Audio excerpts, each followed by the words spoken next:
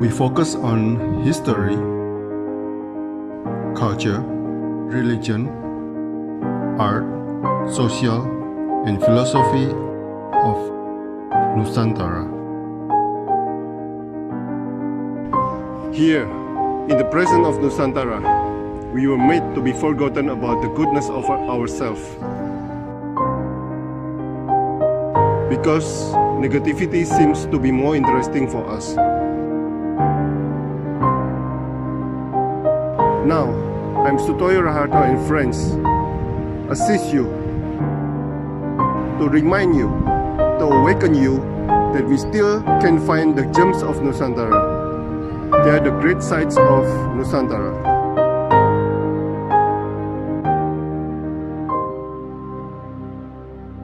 Selamat sore Pak Jumari, seorang penulis, pemusik yang jelasnya seniman ini.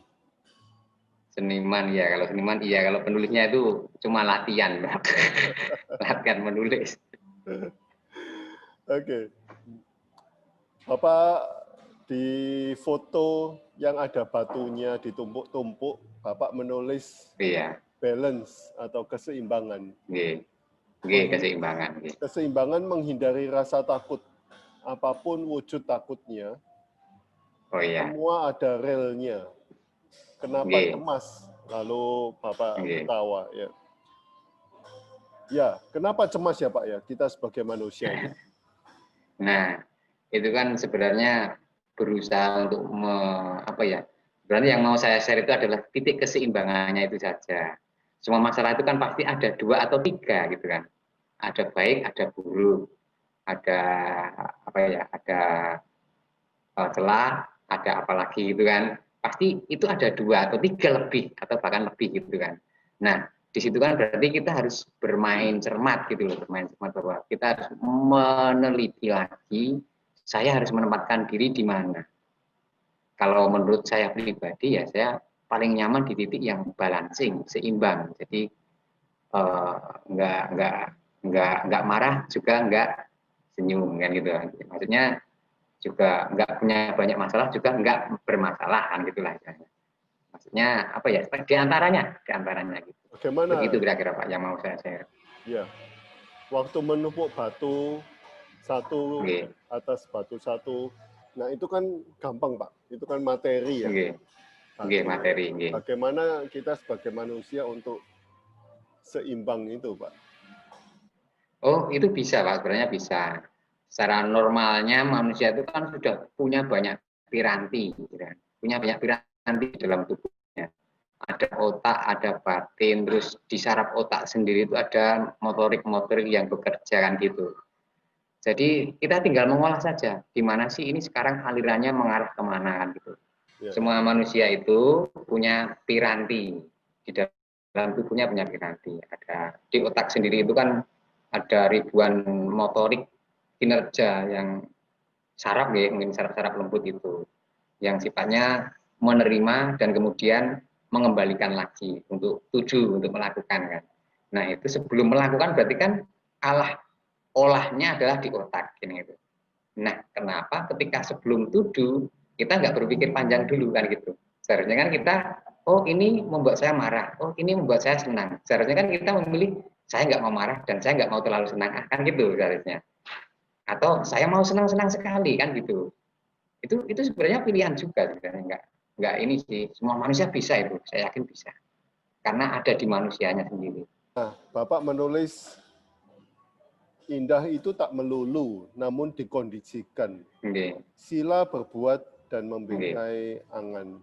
Ketika dimainkan siapa yang mendulik siapa itu. Apa artinya itu Pak? Saya begini, di orang yang sudah belajar untuk balancing itu kan mereka mencari tempat di mana logika itu enggak melulu dipakai.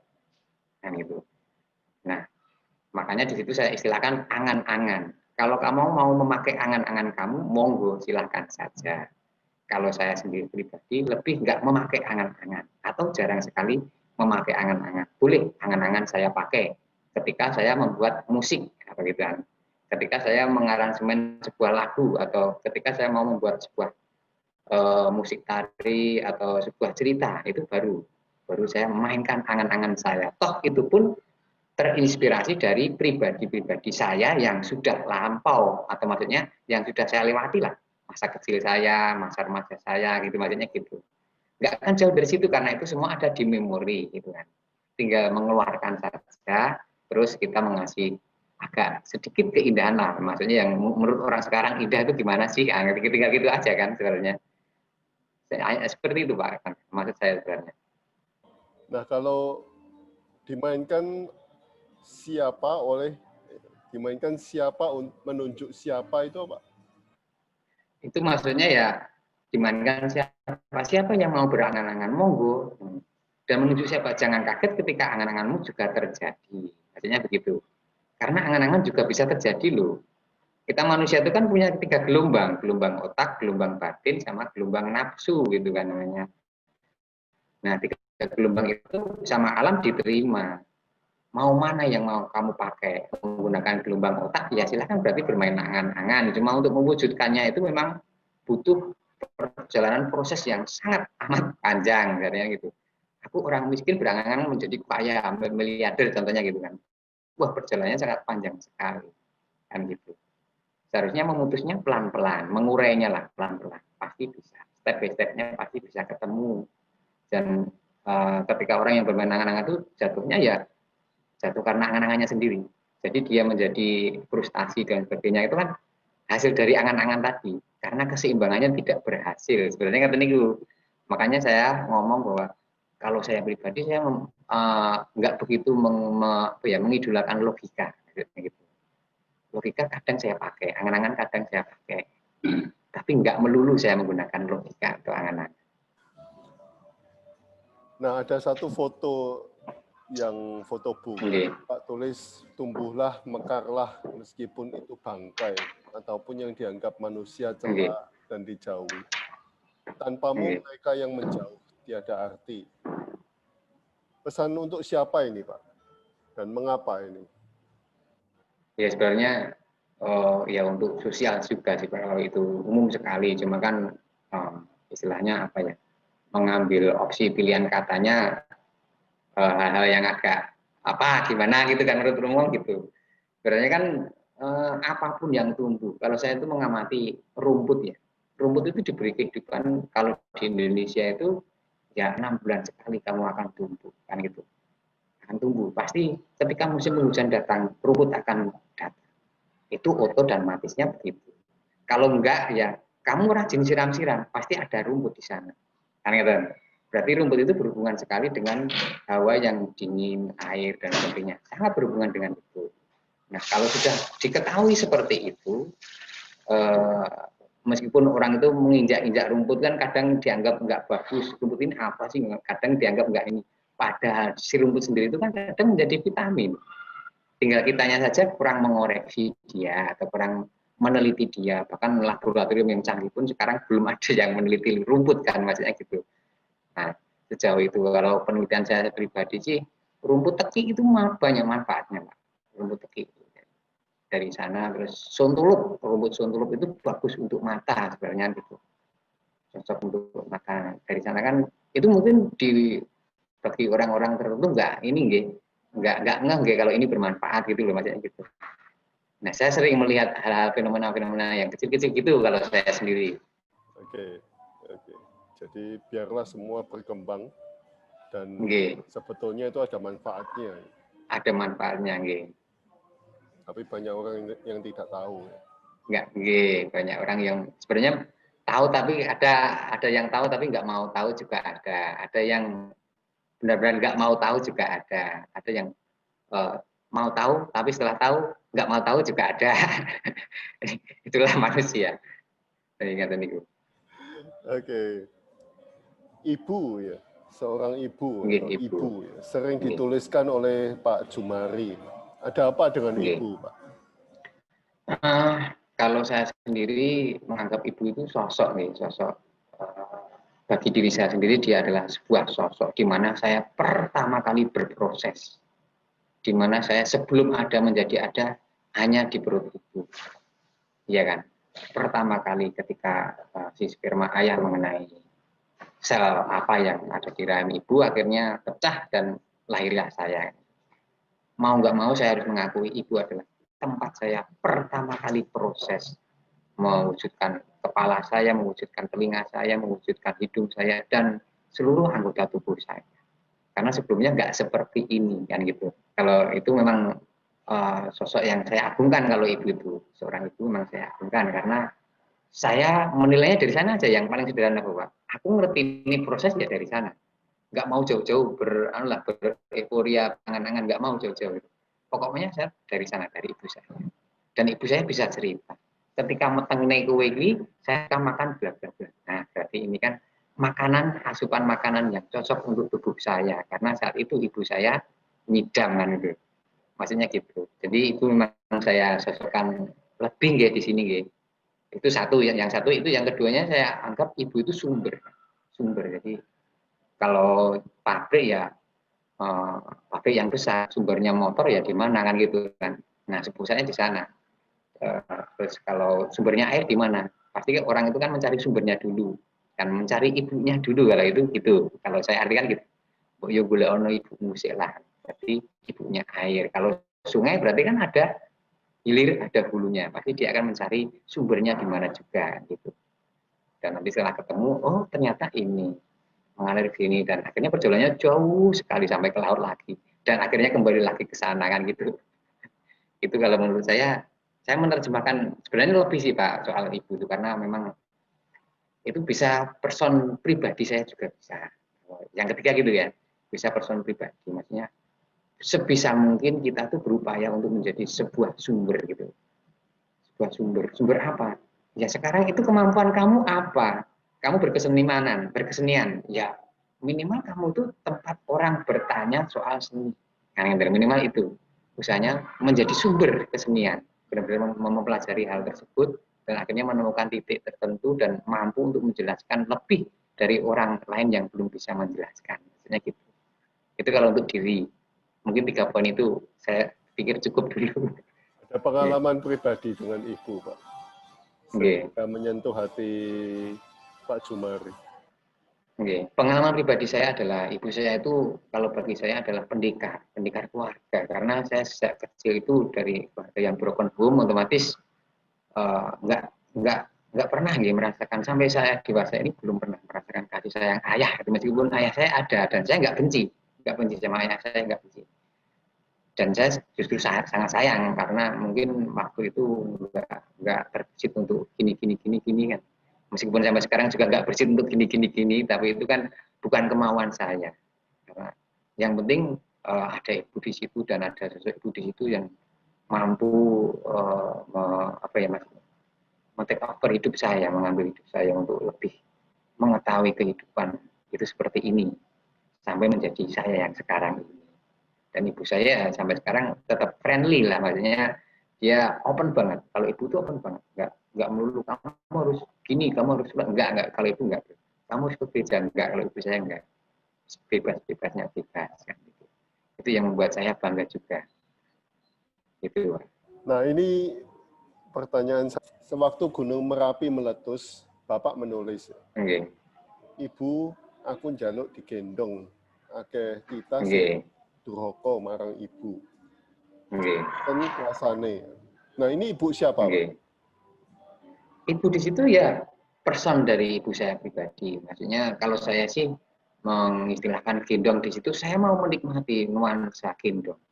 Saya menikmati, meskipun saya sudah dewasa, tapi kan siapa sih yang nggak merasakan digendong? Meskipun secara logika kita nggak mampu lagi mendeteksi gitu, ke belakang ketika kita masih anak ingusan itu, nggak mampu mendeteksi. Dan saya melihat anak saya ketika digendong istri saya itu, jadi oh rasanya ngono ya, ternyata begitu indahnya gitu loh. Oh ternyata ini gendongan ibu ki wong wae sing nangis iso turu ngeten lho. Nah itu membuat saya memancing lah emosi saya untuk berpikir, oh berarti ibu saya dulu juga seperti ini kan. Nah itu kata-kata itu memang sebenarnya ya kata lugas saja. Saya ingin ibu gendong, maksudnya ya menyelamatkan, kalau untuk lebih luasnya itu menyelamatkan saya dari apapun, dari apapun. karena di gendongan ibu itu paling nyaman, maksudnya begitu. Terus untuk kata-kata durhaka gitu ya, anak-anak durhaka itu ya kalau menurut saya pribadi, ini maaf, menurut saya pribadi, seorang anak yang nggak mau tahu jasa seorang ibu, contohnya, dan nggak mau mengetahui dari mana dia berawal mula berproses. Ya. Paling pendek aja ya, paling pendek kalau saya sendiri ini mempelajari dari ibu nggak mau jauh-jauh ke sana-sana. Itu aja kadang kan orang nggak mau tahu itu, dan kadang justru ibunya yang sering dimarahin atau gimana kalau nggak cocok sedikit, terus ada apa, terus akhirnya gembyeng dan seterusnya itu saya istilahkan itu termasuk orang-orang yang begitu, anak yang durhaka lah istilahnya, nggak mau tahu sangkan parahnya dia berada, atau sangkan parahnya dia mulai ada di dunia ini. Ngaten nih Pak. Oke. Saya ulangi lagi Pak. Sewaktu Gunung Merapi meletus, Bapak menulis pun jaluk digendong. Akeh titah sing marang ibu cabutan kuasane. Bali dipangku marang ibune dewe-dewe. Orang bilang semoga tidak terjadi apa-apa. Aku bilang telah terjadi Gunung Merapi meletus. Tentunya terjadi apa-apa di sekitar letusan. Itulah kesadaran yang terjadi karena kata semoga. Nah ini benar sekali Pak, yang saya alami, ya, kita alami setiap hari. Apa yang terjadi pada orang-orang itu Pak? Sudah terjadi, kok masih ngomong semoga itu? Semoga. Makanya kan saya langsung, untuk berhubung peristiwa sudah ada, Gunung Merapinya sudah merasakan keindahan atau kasih sayang seorang ibu, karena saya masih kecil. Sambil saya menikmati situasi yang sudah terjadi ini. Tetapi saya rasakan seakan-akan saya digendong oleh ibu saya. Jadi kan merasa nyaman, merasa damai, seakan-akan nggak terjadi apapun. Itu kan juga termasuk jurus memanipulasi diri atau istilahnya permainan otak itu apa ya? Semacam ya untuk keseimbangan juga sih sebenarnya, supaya nggak cemas. Sebenarnya ujung-ujungnya itu kan supaya nggak cemas sih sebenarnya. Untuk apa sih cemas? Sebenarnya semuanya masih berkesinambungan soal keseimbangan ya. Sebenarnya gitu. Makaten Pak. Setelah terjadi Gunung Merapi meledos, tentunya terjadi apa-apa di sekitar letusan. Nah, orang masih ngomong semoga tidak terjadi apa-apa. Ini apa yang Bapak lihat di dalam pemikiran masyarakat ini? Nah, itulah yang saya sebut istilah saya keseimbangan gitu. Otak mereka sebenarnya nggak seimbang. Terus otak mereka ternyata bermain angan-angan kan gitu. Semuanya banyak di sana bermain. Jadi apapun yang sudah terjadi pun mereka seakan ngomong nggak terjadi atau belum terjadi. Itu karena angan-angan mereka nggak di situ. Jadi saya mengambil istilahnya Buddha. Kehidupan itu adalah masa lalu adalah kenangan, masa sekarang adalah realitas, dan masa yang akan datang itu adalah angan-angan. Nanti dia mengambil dari sana aja. Ya kenapa nggak mau menikmati masa sekarang? Apapun situasinya. Gunung meletus pun yang penting saya nyaman, yang penting saya selamat, yang penting saya masih bisa beraktivitas. Kenapa tidak? Toh itu juga nggak mengganggu aktivitas kita. Toh kita juga tergolong orang-orang yang diselamatkan, kan gitu. Meskipun seandainya orang yang lereng gunung, kok pemane seandainya kamu di lereng gunung, kan realitasnya saya nggak di lereng gunung. Makanya jangan mengandai-andai gitu loh Pak. Maksudnya gitu. Nah itulah angan-angan gitu, angan-angan. Angan-angan itu kamu posisinya di mana? Sekarang di sini. Ya udah dinikmati itu aja di situ. Kalau saya ya mendingan di tengah-tengah ya. Kadang-kadang di angan-angan boleh, kadang-kadang jauh sekali nonton realitas juga boleh. Kalau melulu di angan-angan ya jadinya gitu akhirnya. Semoga gitu. Akhirnya begitu. Ujung-ujungnya ya enggak ngeh bahwa sekarang sudah meletus kan gitu. Enggak ngeh juga sekarang ternyata corona sudah terjadi. Enggak ngeh juga ternyata sesuatu yang lembut itu bisa mengakibatkan sesuatu yang fatal di dunia ini. Akhirnya gitu. Ngaten Pak Sutoyo. Oke. Kalau saya sih memang suka mengoyak-ngoyak cerita gitu. Mengandai cerita, mengarang cerita. Itu biasanya saya hubungkan dengan cerita-cerita realitas kan gitu. Cerita realitas sekarang atau imajinasi saya yang kadang terlalu liar sekali, dan saya kumpulkan di sana. Karena saya nggak mau menampung itu, makanya saya kumpulkan di tulisan-tulisan hasilnya gitu.